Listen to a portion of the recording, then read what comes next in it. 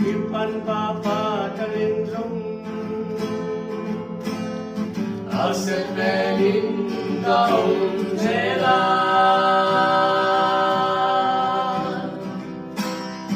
Kamahiling siya na nung na Kanung iling mo na nung zwi Kamiling kang umlo Binasisal ka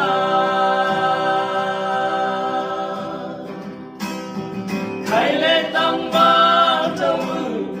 Eyapok tipikang Maya Zaidi Sumiswani Gele Internet yang Zesu Eti Gele Kita Hong Hasaki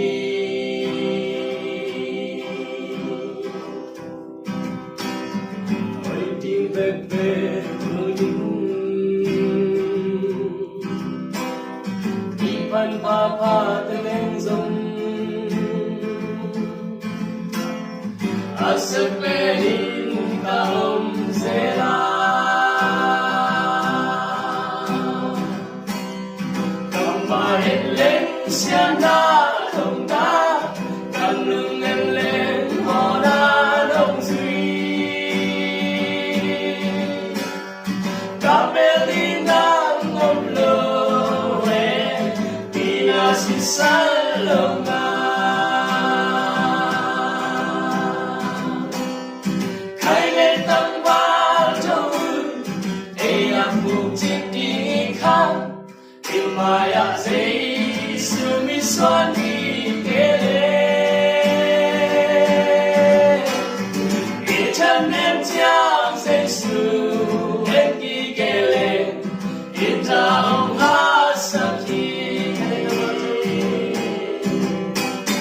Kailet ang batun Kaya putip di kan